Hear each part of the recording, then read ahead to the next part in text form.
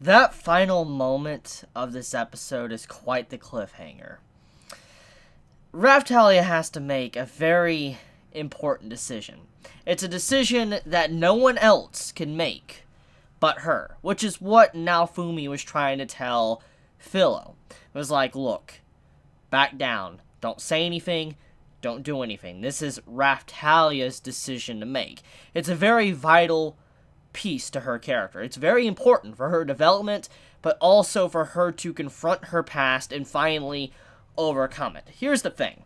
Raphtalia, we know she has been through a lot. We know she has changed. Like, if we go back to the beginning of the series, like episode 2 or episode 3, when Raphtalia was introduced, she was just a little kid, and she was someone that was scared, she was just really terrified, and she really did not know how to interact. She just seemed like someone that's just lost everything. And thanks to Naofumi, he helped her. He helped her kind of press forward and not think so poorly of her life. He allowed her to have something to have drive for instance, to continue on living, not to just give up and just sit in the middle of the road and just be done with life. That's kind of what Naofumi did for Raphtalia in the early stages of this series. And in turn, Raphtalia helped out Naofumi to where he wasn't constantly focused on the things of his past, and he was able to get up and realize what he had. For instance, Raphtalia, Philo, and just him being able to be in a party and have fun. So overall, they both have helped each other.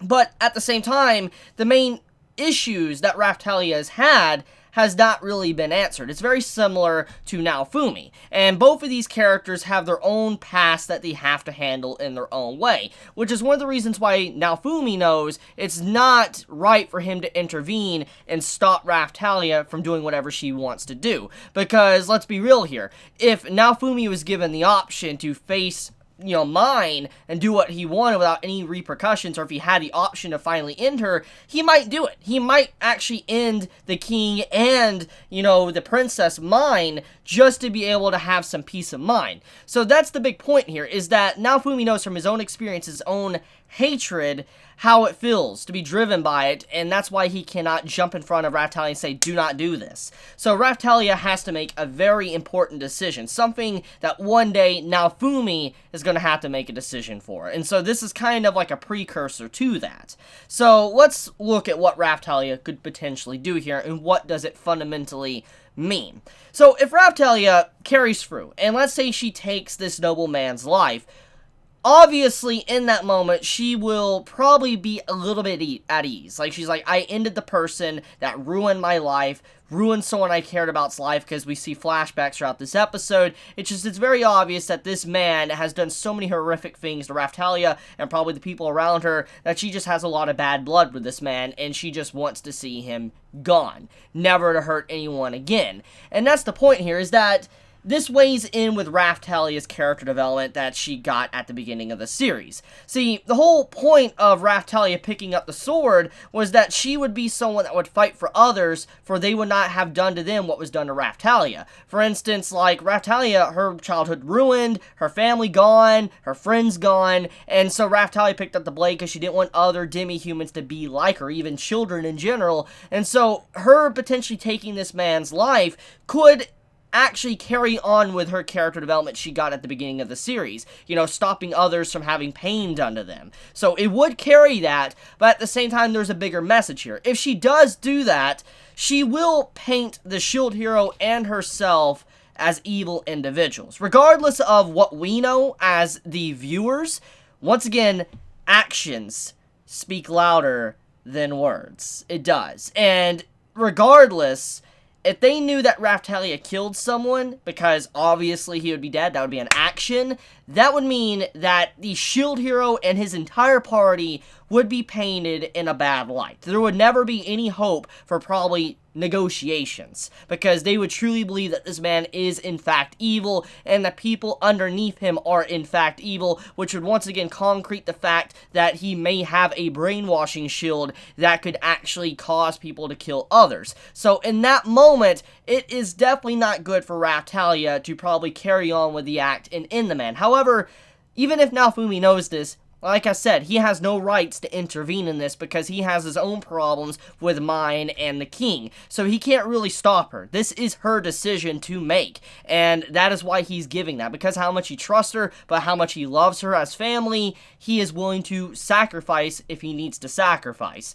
So yeah, that's the thing about here. Is that Raphtalia, very important decision. This has a lot of different directions it could take. If she takes the man's life, obviously we know what's going to happen there because I just talked about it. But if she doesn't take the man, it could go against what Raphtalia set out to do. For instance, if she, doesn't end the man, he has potential to harm others like Raphtalia and cause more victims. So that's the point here. That's the complicated issue. And now the only option I could see that Raphtalia could potentially do is imprison the man. For instance, grab the man, imprison him, wait till everything boils over, and then maybe one day she will get justice against the man. I highly doubt she wants to drag the man alongside them on their journey, but I feel like in some case she might either give him over to another noble that Melty trusts, or she might throw him to the demi-humans that are outside the gate. One or the other. I feel like, whatever the case may be, I don't think killing the man is the correct option. Regardless of how heinous he is, I just don't believe it is the best option right now for this given moment.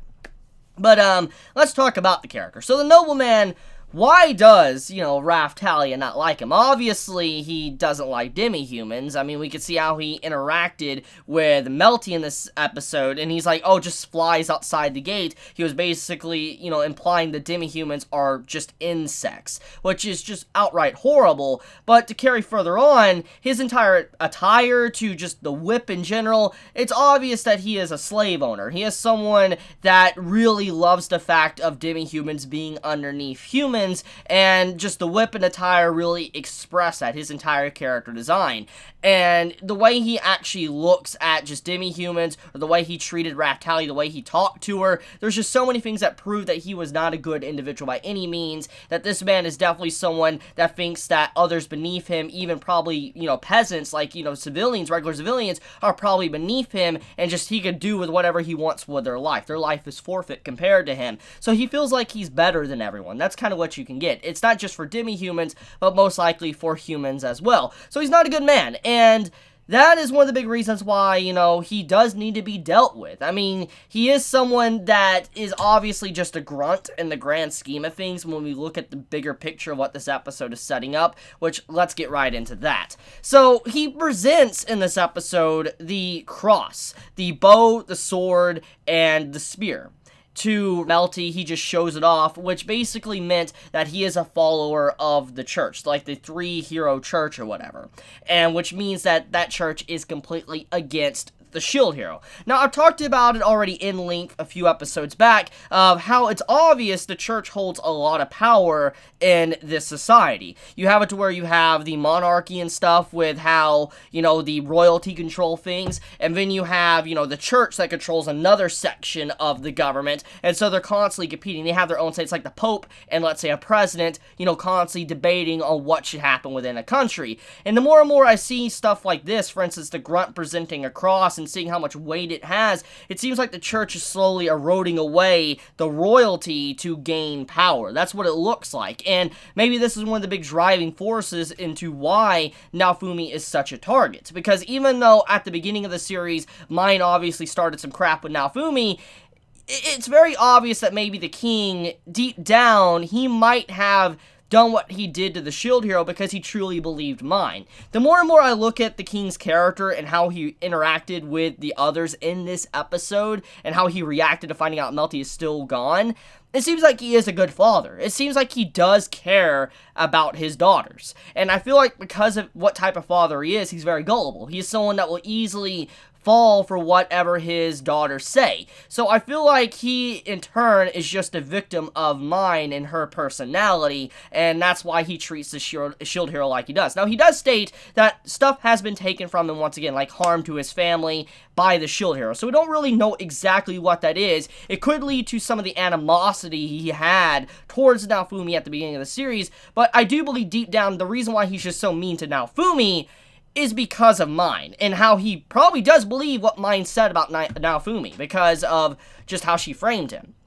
So, I think at the end of the day, the main enemy here is probably the church. It probably is, because everything is leaning towards that. There's definitely some schemes going on here, and the more and more I look at it, I feel like mine might just be a pawn and everything, because, I mean, when you think about how the religion is being showcased a lot, and then you have it thrown over to, Ren when Naofumi throws it over in the last episode, it's obvious that there's more going on here than just mine, and I think mine either is very high tier within the church, or she is someone that is just being used to, once again, push an agenda to get the shield hero out. That's what they want. So, a lot of things are starting to fit into place, and I feel like mainly what this episode wanted to show is that even if you get rid of this guy that Raphtalia is facing, it's really not going to end the main problem within the country, the main corruption. It's not even going to help it even somewhat, because there's just going to be another dude, another grunt that could just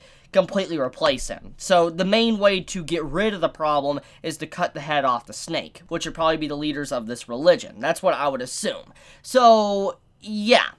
It's an interesting episode. I do think that there is a lot going on, and I like the setup here and there throughout the episode, and I am really enjoying Melty as a character. I thought I was going to be a little bit annoyed with her, but I do enjoy her. She is definitely a fun character, and someone that brings a little bit more life to the party, which, by the way, Naofumi as a character, I like how he still doesn't trust people, how he's very cautious, and if I was in his position and knowing what was done to me, I would probably be just as cautious, because, I mean, he was, messed up by mine and the royalty, he's constantly been lied to, and just people constantly trying to use him to benefit themselves. It makes sense why he wouldn't trust people. I feel bad for the man, and just seeing how, once again, he was not wanting to trust anyone, he's being very harsh. You could see in that moment he was slowly starting to warm up to Melty, and that's why he decided to save her, because deep down he knows that Melty is a good person, and she does want to help out Naofumi, and he cannot just turn a blind eye and ignore that, which demonstrates his qualities as a hero. He definitely is a good man and a good hero to be able to go and save her and put aside his anger towards the royalty of the country. But I think that's pretty much about it. It's a great episode, like I said. I'm looking forward to next week. I can't wait to see what decision Raphtalia is going to make, because that's going to be very important for, the story and going forward Naofumi's party. Let me know your thoughts. If you enjoy my content, please subscribe. If you like this video, please leave a like. And if you want to get notified for whenever I upload a video, please click the bell icon down below. And with that, Chibi out.